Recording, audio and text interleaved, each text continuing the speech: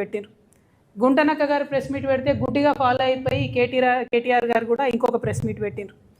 ఆ తర్వాత two and fro జరిగింది. ఫైనల్గా 9 టెండర్ క్యాన్సిల్ అయిపోయింది. ఇక్కడ జరుగుతున్నది ఏంటి అని అంటే, మేము బాధపడేది ఏంటంటే, మేము కాంట్రాక్టర్ల పక్షాన మాట్లాడేటోళ్ళం కాదు, ఎప్పుడు కూడా కార్మికుల పక్షాన్ని, అధికారంలో ఉన్న విపక్షంలో ఉన్న నేను రియాజన్ ఏం బాధపడుతున్నామంటే, గత 2 సంవత్సరాలుగా మేము గొంతు చించుకొని కార్మికుల సమస్యల గురించి మాట్లాడుతుంటే ఎన్నడూ అసలు ఈ రాష్ట్రంలో సింగరేణికి ఇన్ఛార్జ్ అయిన మంత్రి గారు బట్టి విక్రమార్క గారు బయటకు వచ్చి మాట్లాడలేదు. ఎన్నడూ కార్మికులకు ఎంత అన్యాయం జరిగినా, మెడికల్ బోర్డు పెట్టకపోయినా, ఇంటర్నల్ ప్రమోషన్ లేకపోయినా, 100 అన్యాయాలు జరిగినా కూడా బీఆర్ఎస్ పార్టీ ఎప్పుడు వచ్చి మాట్లాడలేదు. అదే ఒక తిమింగలం లాంటి కాంట్రాక్టర్కి అన్యాయం జరుగుతుంది, ఎక్కడ ఈ టెండర్ చేజారిపోతుంది అనగానే మొత్తం బీఆర్ఎస్ పార్టీ నాయకులందరూ వచ్చి వారికి కొమ్ముగాయడం అంటే నిజంగా చాలా దారుణం. ఇది ఎందుకోసం ఈ మాట చెప్తా ఉన్నామంటే, అసలు నైని అనేటటువంటిది 2015లో మనకు తెలియదు. అంతకుముందు అది గుజరాత్కు ఉండే. నైని అనేది ఒరిస్సాలో ఉంటుంది మైన్, కోల్ మైన్. అది మొదలు గుజరాత్కు ఉండే. అప్పుడు గుజరాత్లో ఉన్నప్పుడు అదాని గారు టెండర్ చేస్తే కోట్లో ఆ టెండర్స్ క్యాన్సిల్ అయినాయి. దేశవ్యాప్తంగా ఉన్న బొగ్గు స్కామ్లో భాగంగా క్యాన్సిల్ అయిన టెండర్లో ఈ టెండర్ కూడా క్యాన్సిల్ అయింది. అయిపోయిన తర్వాత తెలంగాణ రాష్ట్రం ఏర్పడ్డాక 2015లో Naini tender, Naini coal block తెలంగాణకు అలకేట్ అయింది. తెలంగాణకు 2015లో అలకేట్ అయితే 2021లో ఇక్కడ మళ్ళీ బిడ్డింగ్ జరిగింది నైనికి. జరిగినప్పుడు అదాని గారు మళ్ళీ వచ్చినప్పుడు మళ్ళీ 44% ఎక్సెస్ వేశారు, ఇది కుదరదు టెండర్ అని అప్పుడు క్యాన్సిల్ అయింది. ఆ తర్వాత సింగరేణి నుండి మళ్ళీ టెండర్ ప్రక్రియ అనేటటువంటిది జరగకపోతే మధ్యలో ఒక చిన్న ఓబీ కాంట్రాక్ట్ ఇచ్చారు విపిఆర్ అనేటటువంటి సంస్థకి. ఓబీ అంటే మీదికెళ్ళి మట్టి తీసే కాంట్రాక్ట్. అందులో మొన్న మా గుంటనక్క గారు చెప్పినట్టు కాకుండా డీజిల్ కూడా కలిపే ఇచ్చారు. ఒక పక్క గుంటనక్క, కేటీఆర్ గారు నిజంగా తెలంగాణ పట్ల గౌరవం ఉండే, అధ్యయనం చేసి మాట్లాడతారు, కొట్లాడతారు. అన్నిటికన్నా పార్టీలు ఉన్నారు కాబట్టి కేటీఆర్ గారు లాగా నిజాయితీతో మాట్లాడారు. దారుణం అనిపించింది. గుంటనక్క గారి మీద మాట్లాడిండ్రు. బీఆర్ఎస్ కూడా పోలేదు, ఎక్సెసే పోలేదు, అసలు ఒకటి మొత్తం ఎక్సెస్ పోతుంది. ఇవాళ 25 టెండర్లు బీఆర్ఎస్ హయాంలో ఎక్సెస్.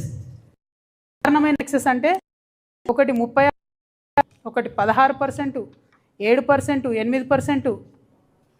ఇవన్నీ జరుపుకుంటూ వచ్చి కాంగ్రెస్ వాళ్ళు ఏం సర్దపూసలు కాదు, వాళ్ళు మొత్తం ఎక్సెస్ చేసిండ్రు. ఈ సైట్ విజిట్ అనేటటువంటి నిబంధన ఏదైతే ఉందో, కంపల్సరీ సైట్ విజిట్, దానికి అధికారులు అటెస్టేషన్ చేయాలనే నిబంధన ఏదైతే ఉందో అది అంతకుముందు సింగరేణిలో వేరే వాటికి ఉండే. అంటే కోల్ హ్యాండ్లింగ్ యూనిట్స్కి, కోల్ వాషర్ యూనిట్స్కి, కన్వేయర్ బెల్ట్స్కి, వాటికి ఖచ్చితంగా సింగరేణిలో ఆ నిబంధన ఉండే. కానీ ఓబీకి లేకుండే. వీళ్ళు వచ్చిన తర్వాత ఓబీకి కూడా పెట్టిండ్రు. సో అది 100% కాంగ్రెస్ వాళ్ళు తప్పు చేసిరు. నిబంధన పెట్టడం, గ్లోబల్ టెండర్ అయితే పెద్ద పెద్ద వాళ్ళు ఫేస్లెస్గా టెండర్ జరగాలనే ఉద్దేశంతో ఈ సిస్టమ్ పెడితే తెలవాలి కాబట్టి వాళ్ళని తెలుసుకోవడం తప్పు చేసి డెఫినెట్గా ఆ విషయంలో ఎక్స్పోజ్ చేయడం మంచిదే బీఆర్ఎస్ ప్రతిపక్షంగా. కానీ అబద్ధాలు చెప్ప, అంతకుముందు ఎన్నడూ కూడా టెండర్లలో ఎక్సెస్ పోలేదు అనడం చాలా. ఇప్పుడు ఇంకో కామెడీ ఏంటంటే, గుంటనక్క గారు, అదేవిధంగా నమస్తే తెలంగాణ, అదేవిధంగా టీ న్యూస్, అదేవిధంగా కేటీఆర్ గారు మొత్తం ఎంతసేపు దీన్ని ఎట్లా చేస్తున్నారంటే, స్మాల్ ఫిష్ను వదిలేసి బిగ్ ఫిష్, చిన్న చేప పిల్లను పట్టుకున్నట్టు అని కాపాడుతున్నారు. ఈ విషయం అంతా సృజన్ రెడ్డి అనేటోడు సీఎం బామ్మర్ది కాబట్టి, ఈయనకు టెండర్లు వచ్చినాయి కాబట్టి ఈయన కోసం ఇదంతా చేస్తున్నారని. వాస్తవానికి ఏంటంటే, నైని అనేటటువంటిది పెద్ద తిమింగలం మెగా కృష్ణారెడ్డి గారి కోసం.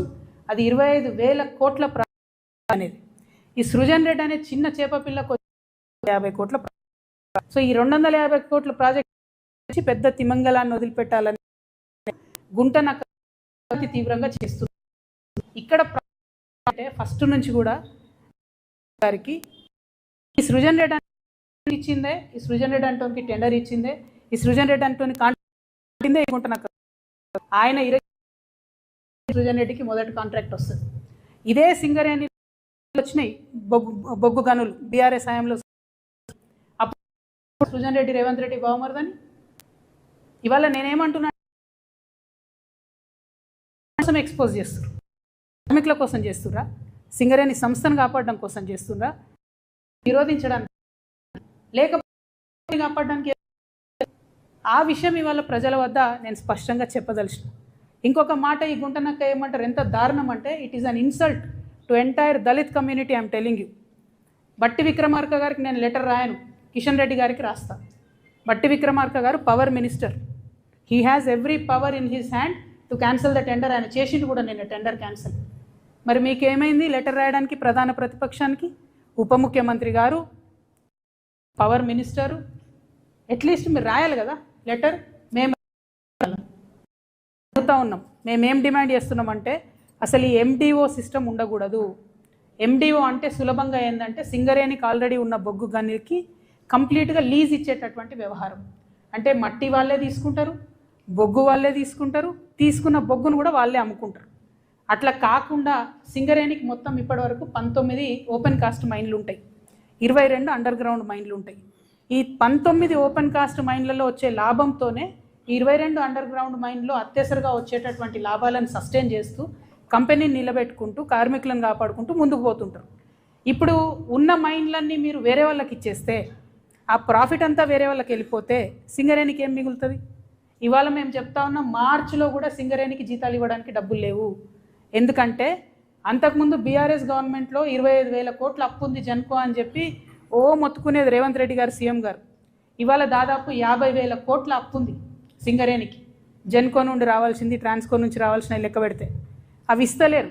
ఇవ్వకపోతే ఏం చేస్తుంది? సింగరేణి జీతాలు ఇవ్వాల్సిన ప్రతిసారి కూడా బ్యాంకుకు పోయి అప్పు తెచ్చుకుంటాం, మళ్ళీ దానికి మిత్తి కట్టాలి, మళ్ళీ నెక్స్ట్ మంత్ జీతాలకు మళ్ళీ పోవాలి, మళ్ళీ అది బర్డెన్ అవుతుంది. సో అల్టిమేట్గా ఆల్రెడీ నష్టాలలో ఉన్న సంస్థను పూర్తిగా కిల్ చేసేటటువంటి ప్రయత్నం తప్పితే ఇది సింగరేణికి కానీ, సింగరేణి కార్మికులకు కానీ, తెలంగాణకు కానీ లాభమయ్యే అంశం కాదు. మేము తెలంగాణ జాగృతి తరఫున బట్టి విక్రమార్క గారికి ఉత్తరం రాస్తూ ఉన్నాం. ఎండిఓ సిస్టమ్ దయచేసి రద్దు చేయండి. మీరు ఆల్రెడీ 90 టెండర్స్ రద్దు చేసిండ్రు. Let Singareni do it's open cast, own open cast in 90. ఎందుకు చేయలేం మనం? అక్కడెక్కడో రాజస్థాన్లో పోయి పవర్ ప్లాంట్ పెడతారు, ఇంకెక్కడో గుజరాత్లో పోయి ఇంకో ప్లాంట్ పెడతారు. ఒరిస్సాకు పోయి మీరు చేయండి ఓపెన్ కాస్ట్. ఎందుకు చేయరు? ఇప్పుడు ఈ ప్రైవేట్ కాంట్రాక్టర్ కూడా పోవాల్సిందే కదా. మీరు ఒరిస్సాకు పోయి ఓపెన్ కాస్ట్ చేస్తే అక్కడ వచ్చే ఉద్యోగం వచ్చే పిల్లాడు మనోడు వస్తాడు, తెలంగాణోడుకు 2 లక్షల రూపాయలు వస్తుంది, జీతాలు వస్తాయి, లాభాలలో వాటా వస్తుంది. ఆ లాభం 25,000 కోట్ల లాభం సింగరేణికి యాడ్ అవుతుంది. నా కార్మికుడికి ఆ లాభాలలో వాటా వస్తుంది. ఎండిఓ విధానం రద్దు చేయాలి. ఇదివరకు బీఆర్ఎస్ గవర్నమెంట్లో తాడిచెర్ల బ్లాక్ 1ని ఎండిఓ కింద ఏఎంఆర్ అనే కంపెనీకి ఇచ్చిండ్రు. ఇస్తే ఇప్పుడు అందులో లాభాలలో ఏ వాటా కూడా మనకు రాదు కదా. అది జెన్కోకి ఇచ్చిండ్రు, జెన్కో నుంచి ఏఎంఆర్కి ఇచ్చిండ్రు. ఏదొచ్చినా ట్రాన్సాక్షన్ వాళ్ళకైతుంది, మనకు పీనట్స్ వస్తాయి లీజ్ అమౌంట్. కోల్ అమ్ముకునే డబ్బు రాదు. మళ్ళీ ఘోరమైన విషయం ఏంటంటే తాడిచెర్ల కూడా గ్రేడ్ 9 కోల్, 9 కూడా చాలా మంచి గ్రేడ్ కోల్, 6,000 పైచిలకు ఒక టన్నుకు ధర వచ్చే కోల్, 4,000 3,500 వచ్చే కోల్ కాదు అది. దీన్ని 25 సంవత్సరాలకు మీరు ఆ పెద్ద తిమింగలానికి కట్టబెట్టే ప్రయత్నం చేస్తున్నారు. కాంగ్రెస్ పార్టీ యొక్క అవినీతిని గమనిస్తూ ఉన్నారు తెలంగాణ ప్రజలు. దయచేసి ఈ విధానాన్ని రద్దు చేసుకోండి. ఈ టెండర్ మీరు ఆల్రెడీ క్యాన్సిల్ చేసిన అట్లనే ఉంచండి, క్యాన్సిల్ చేయండి. కానీ at the same time BRS యొక్క డొల్లతనాన్ని కూడా మేమందరం కూడా గమనిస్తూ ఉన్నాం. దాన్ని కూడా ప్రజలకు ఎప్పటికప్పుడు చెప్తూనే ఉంటాం. అబద్ధాలు చెప్పకండి. మీరు కాంగ్రెస్ని క్రిటిసైజ్ చేయండి, టెండర్లు రద్దు చేపియండి, కానీ ఏదో అంతకుముందు మేము మొత్తం చేసేసినాం కరెక్ట్గా, ఇప్పుడు అన్యాయం జరుగుతుంది అన్నటువంటి విషయాన్ని చెప్పకుండా వాస్తవాలు మాట్లాడితే బాగుంటుందని నేను కోరుతా ఉన్నా. ఇక గుంటనక్క గారు ఏం చేసిర్రు, నేను బట్టి విక్రమార్క